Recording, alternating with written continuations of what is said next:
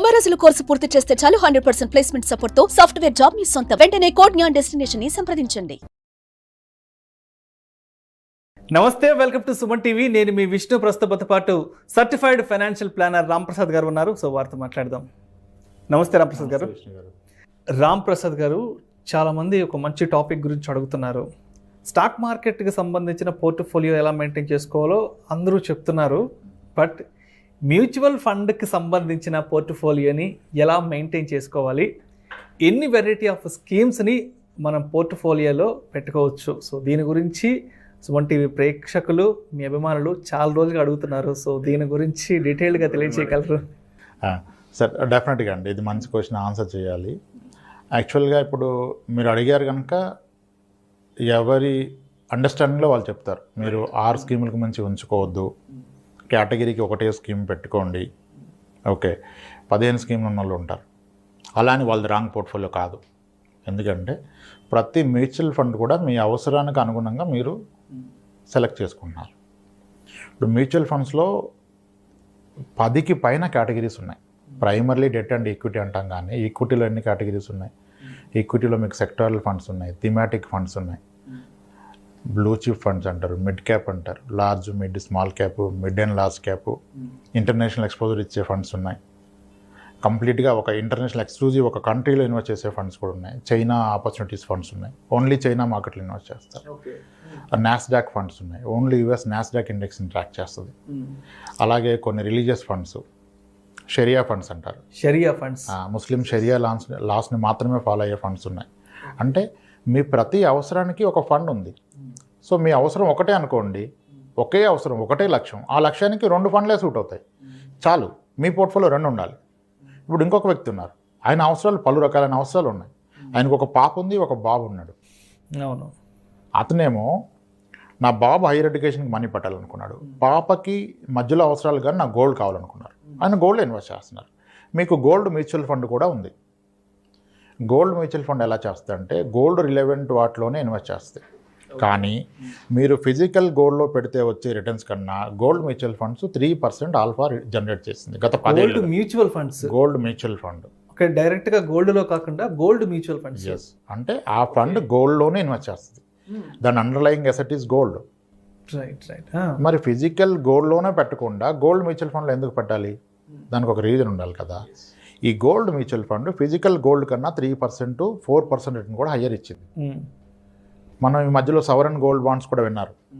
సవరన్ gold బాండ్లో గోల్డ్లో వచ్చే returns కన్నా గవర్నమెంట్ 2.5% ఎవ్రీ ఇయర్ కూపన్గా ఇస్తుంది, ఇంట్రెస్ట్ లాగా ఇస్తుంది మీ పెట్టుబడి మీద.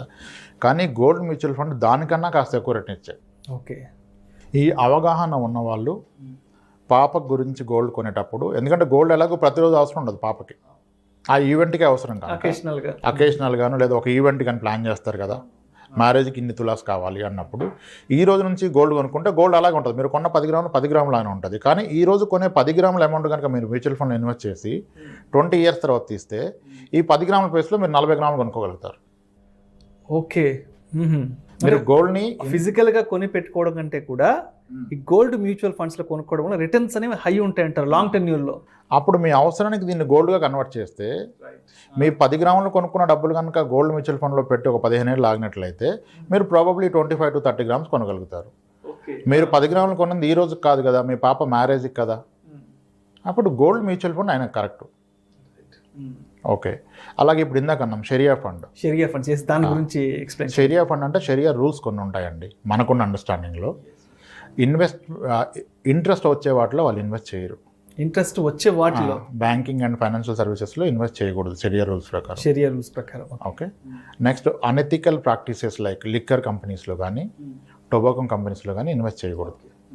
ఓకే. వాటన్నిటి రూల్స్ని ఫాలో అవుతూ మేనేజ్ చేసేదాన్ని షరియా ఫండ్ అంటారు. ఓకే. దానికి షరియా సర్టిఫికేషన్ కూడా తీసుకుంటారు. షరియా అడ్వైజరీస్ దీన్ని అప్రూవ్ చేస్తారు. అంటే వాళ్ళ పోర్ట్ఫోలియో చూసినట్లయితే ఇంచుమించుగా ఈ స్టాక్స్ అవాయిడ్ చేస్తారు. మీకు టొబాకో స్టాక్స్ ఉండవు, లిక్కర్ స్టాక్స్ ఉండవు, banking and financial services stocks ఉండవు. ఎందుకంటే ఇంట్రెస్ట్ తీసుకోకూడదు అంటారు షరియా రూల్స్ ప్రకారం. అలా ఇండస్ట్రీలో హార్డ్లీ ఒక 2 ఫండ్స్ ఉన్నాయి. దాంట్లో షరియా సర్టిఫికేషన్ తీసుకుంది ఒకటే ఫండ్ ఉంది, that is Tata ethical fund. అది కూడా డైవర్సిఫైడ్ ఈక్విటీ రిటర్న్స్ ఆల్మోస్ట్ ఇస్తుంది. సో ఇప్పుడు ఒక రిలీజియస్గా వాళ్ళ నీ రిక్వైర్మెంట్ అది అనుకోండి, ఆయనకి షరియా ఫండ్ ఇవ్వాలి. ఇప్పుడు షరియా ఫండ్ అందరు తీసుకోరు కదా, గోల్డ్ ఫండ్ అందరూ తీసుకోరు కదా. ఇప్పుడు ఒక ఐటీ వ్యక్తి ఉన్నారు, ఆయన ఈజ్ ఫీలింగ్ యూఎస్ నాస్డాక్ చాలా బాగా చేస్తుంది అంటారు. నాస్డాక్ కంపెనీ చాలా బాగా చేస్తున్నాయి అంటే ఇండియన్ కంపెనీస్ ఏం చేయట్లేదు. ఆయనకి నాస్డాక్ ఫండ్స్ ఉన్నాయి. మ్యూచువల్ ఫండ్ ద్వారా మీరు యూఎస్ మార్కెట్లో ఇన్వెస్ట్ చేయొచ్చు. ఇప్పుడు అందరు చైనా గురించి ఏం మాట్లాడినా China market Hess done very well. Covid టైంలో చైనా మార్కెట్ ప్రపంచంలో అన్నిటికంటే హైయెస్ట్ రిటర్న్స్ ఇచ్చింది. ఓకే. సో మరి ఆ రిటర్న్స్ ఎలా క్యాప్చర్ చేస్తారు మీరు? చైనా ఫండ్స్ ఉన్నాయి. Edelweiss greater China opportunity fund అని ఒక ఫండ్ ఉంది. సో డైరెక్ట్గా మీ ఇన్వెస్ట్మెంట్ చైనా మార్కెట్లోకి వెళ్తుంది. మీ రిటర్న్స్ అన్నీ ఐఎన్ఆర్లో మీకు వచ్చేస్తాయి. యూఎస్ మార్కెట్ ఫండ్స్ ఉన్నాయి. ఇలా పలు రకాలైన కేటగిరీస్ ఉన్నాయి. థిమాటిక్ ఫండ్స్ ఉంటాయి. ఇప్పుడు కోవిడ్ టైంలో అందరికీ ఒక విషయం అర్థమైంది, అత్యంత లాభాలు వస్తుంది ఎవరికి కోవిడ్ టైంలో? ఫార్మా కంపెనీ, సెక్టర్, ఎఫ్ఎంసీజీ, ఫార్మాకి, ప్రైమర్లీ ఫార్మా. మనకి ఫార్మా ఫండ్స్ ఉన్నాయి. ఓకే, చాలా ఉన్నాయి. ఆల్మోస్ట్ 6-7 ఫార్మా ఫండ్స్ ఉన్నాయి. Okay. Health care and pharma funds అని. అవి కోవిడ్కి ముందు 5 ఇయర్స్లో వచ్చిన రిటర్న్ 3%, 4%. 5 ఇయర్స్ ఇన్వెస్ట్ చేస్తే ఇయర్లీ యావరేజ్కి వచ్చింది. కానీ ఎప్పుడైతే కోవిడ్ వచ్చిందో ఆపర్చునిటీ కనుక ఐడెంటిఫై చేస్తే మేము మా క్లయింట్స్లో చాలామందికి ఇచ్చాం. ఫార్మా ఫండ్స్ అన్ని లాస్ట్ 1.5 ఇయర్గా 70-80% రిటర్న్ ఇచ్చాయి. అవును. సో ఈ ఫండ్ అందరి పోర్ట్ఫోలియో ఉండాలంటే ఉండకూడదు. Sectoral funds are risky, but ఆ సెక్టర్ కంటూ ఒక టైం సైకిల్ ఉంటుంది. ఆ సైకిల్ ఐడెంటిఫై చేస్తే మీరు దాంట్లోకి వెళ్ళొచ్చు. కానీ మళ్ళీ ఎగైన్ దాంట్లో ఎంత అమౌంట్ పెడతారు? ఇప్పుడు ఫార్మా బాగా చేస్తుందని చెప్పేసి మా క్లయింట్స్ ఉన్న అమౌంట్ అంతా తెలియదు. మీ పోర్ట్ఫోలియోలో ఒక 15-20% ఫార్మాలో పెట్టే రిస్క్ మనం చేయగలం. మీరు ఓకేనా? పెట్టారు మా మాటని. ఇప్పుడు వాళ్ళకి 70-80% రిటర్న్స్ వచ్చాయి. They are happy with it. మధ్యలో ఆ రిటర్న్ చూసి మొత్తం దీంట్లో పెట్టద్దాం కదన్నారు, మేము ఒప్పుకోలేదు. అర్థం. అలా సెక్టరల్ ఫండ్స్ ఉన్నాయి. అలాగే ఐటీ సెక్టర్ ఫండ్స్ కూడా చాలా అద్భుతంగా చేస్తున్నాయి. లాస్ట్ 5 ఇయర్స్గా చేస్తున్నాయి. చాలా బియాండ్ రిటర్న్స్ యాక్చువల్గా. సో ఐటీ సెక్టర్లో పెట్టచ్చు అంటే పెట్టచ్చు. కానీ మీ పోర్ట్ఫోలియో ఎంత పర్సెంటేజ్ పెట్టాలి అగైన్ ఐటీ సెక్టర్లో? అదే ఆలోచించుకుని పెట్టుకుంటే మీ ఒకరి పోర్ట్ఫోలియో 4 స్కీమ్సే ఉండొచ్చు, ఒక దాంట్లో 10 ఉండొచ్చు, 8 ఉండొచ్చు. అతని పాప గురించి గోల్డ్ అనుకొని గోల్డ్ స్కీమ్ తీసుకున్నారు. ఓకే. అతనికి అండర్స్టాండింగ్లో చైనా బాగా చేస్తుంది, చైనా ఫండ్ తీసుకున్నారు. ఐటీ సెక్టర్ అయినా ఐటీ సెక్టర్ తీసుకున్నారు. ఇతను లాంగ్ టర్మ్ ఇన్వెస్ట్మెంట్ అయిన రిటైర్మెంట్ గోల్ గురించి diversified equity funds, flexi cap ఒకటి తీసుకున్నారు, మిడ్ క్యాప్ ఒకటి తీసుకున్నారు. కొందరు స్మాల్ క్యాప్స్ కూడా తీసుకుంటారు. అప్పుడు ఆయన పోర్ట్ఫోలియో రావచ్చు 6-7 స్కీమ్స్. Nothing wrong. దీనికంటూ ఒక స్టాండర్డ్ రూల్ లేదు. యాక్చువల్గా రూల్స్ ఎలా ఉంటాయంటే, ఇప్పుడు మోస్ట్ ఆఫ్ ది ఫైనాన్షియల్ ఫోరమ్స్లో ఏం చెప్తారంటే మనకి ఒక స్టాండర్డ్ రూల్ చెప్తారు. మీ ఏజ్ ఎంత ఉంటే అంత డెట్ తీసుకోండి. 100 మైనస్ మీ ఏజ్ ఎంత ఉంటుందో అది ఈక్విటీ ఉండాలి, మీ ఏజ్ ఎంత ఉంటే అది డెట్ ఉండాలి అని చెప్పేసి. నాకు అంత కన్విన్సింగ్ అనిపించదు. అది మన రిస్క్ ఎపటైట్ని బట్టి కదా. ఇప్పుడు ఒక రిటైర్డ్ పర్సన్ ఉన్నారండి నా దగ్గర, ఈజ్ ఏ క్లియర్ పెన్షనర్. అతనికి వచ్చే పెన్షన్లో సగం ఆయన ఖర్చు పెట్టుకోలేరు. అంత ఇనఫ్ పెన్షన్ వస్తున్నప్పుడు ఆయన దగ్గర అలాగే అదర్ అసెట్స్ కూడా ఉన్నాయి. డబ్బులు ఆయన డెట్లో పెట్టాలా, ఈక్విటీలో పెట్టాలా? రూల్ ప్రకారం అయితే ఆయనకు 60 ఏళ్ళు ఉంది కాబట్టి 40% డెట్లో పెట్టాలి, 60% డెట్లో పెట్టాలి, 40% ఈక్విటీ పెట్టాలి. కానీ ఆయనకు అవసరం లేదే. ఆయన జీవితకాలం సరిపడా డబ్బులు గవర్నమెంటే ఇచ్చేస్తుంది. ఈ మనీ ఉంది, ఆయన డెట్లో కూడా పెట్టాల్సిన అవసరం లేదు, ఎఫ్డీలో పెట్టేసుకోవచ్చు. కానీ ఆయన ఆబ్జెక్టివ్ ఏంటి? ఆయనకు ఒక మనో ఆనందం ఏంటి? నేను నా డబ్బులు ఇంకా పెంచి నా పిల్లలకి ఇవ్వాలి. ఆ పెంచే క్రమంలో ఆయన రిస్క్ తీసుకొని రెడీ ఉన్నారు. ఓకే. అప్పుడు ప్రాబబ్లీ ఆయన ఈక్విటీలో పెట్టుకోవచ్చు, అది ఆయన కాల్. సో ఈ ఫండ్ వీళ్ళకి సెట్ అవుద్దని లేదు. అవసరాన్ని బట్టి ఫండ్స్లో ఇంకా చాలా వెరైటీస్ ఉన్నాయి. మీరు సెక్టర్స్కి వెళ్తే అన్ని సెక్టర్స్ ఉన్నాయి. ఆల్ సెక్టర్స్ యాక్చువల్గా ఇప్పుడు మనకి నిఫ్టీ, బీస్, ఇండెక్స్ ఫండ్స్, ఈటీఎఫ్స్ అన్నారు కదా, వీటికంటే ముందే ఇవి ఉన్నాయి ఈ సెక్టరల్ ఫండ్స్. వాటిలో పెట్టి డబ్బులు చేసుకుని ఉన్నారు. కానీ ఒకటి మాత్రం నిజం, మీకు సెక్టరల్ ఫండ్స్ కన్నా, హైబ్రిడ్ ఫండ్స్ కన్నా, డెట్ ఫండ్స్ కన్నా ఈ pure equity funds, diversified equity ఫండ్సే లాంగ్ రన్లో ఎక్కువ రిటర్న్స్ ఇస్తాయి. మాతే అది అర్థం కావడానికి టైం పడుతుంది కనుక ఫస్ట్ టైం వచ్చిన ఇన్వెస్టర్ డెట్లో కాస్త పెట్టుకుంటారు, హైబ్రిడ్ ఫండ్లో పెడతారు, గోల్డ్ ఫండ్లో పెడతారు. ఇప్పుడు మా దగ్గర గోల్డ్ ఫండ్లో చేసిన ఇన్వెస్టర్స్ ఫస్ట్ వాళ్ళ ఆబ్జెక్టివ్ గోల్డ్ చెప్పాము, నచ్చింది. 3-4 ఇయర్స్ అయ్యాక they are not happy with gold.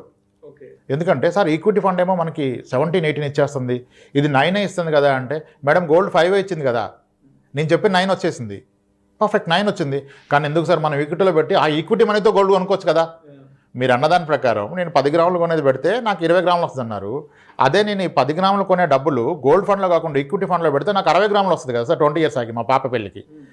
ఆ నాలెడ్జ్ అండ్ కాన్ఫిడెన్స్ వాళ్ళకి వచ్చినప్పుడు మనం చేంజ్ చేయొచ్చు. Okay, right. ఇలా నెంబర్ ఆఫ్ స్కీమ్స్ ఇన్ని ఉంటుంది అంటూ స్టాండర్డ్ రూల్ లేదండి. మన అవసరాలకి అనుగుణంగా మన ఆబ్జెక్టివ్ ఆఫ్ ఇన్వెస్ట్మెంట్ని బట్టి దానికి మ్యాచ్ అయ్యే స్కీమ్ తీసుకోవాలి, అంతే అండి. దీనికంటూ ఒక ఫిక్స్డ్ రూల్ అంటూ లేదండి నెంబర్ ఆఫ్ స్కీమ్స్ మీద. సో పోర్ట్ఫోలియోలో డైవర్సిఫికేషన్ అనేది మన అవసరాలకు అనుగుణంగా మన లక్ష్యాలకు అనుగుణంగా పెట్టుకుంటే బాగుంటుందండి. అవునండి, తప్పకుండా అలానే పెట్టుకోవాలండి. Thank you so much Ramprasad గారు. మ్యూచువల్ ఫండ్ ఇన్వెస్ట్మెంట్స్తో ఫైనాన్షియల్ ప్లానింగ్ అనేది ఎలా చేసుకోవాలనే విషయం గురించి చాలా డీటెయిల్గా చెప్పారు sir. Thank you so much sir. Thanks అండి.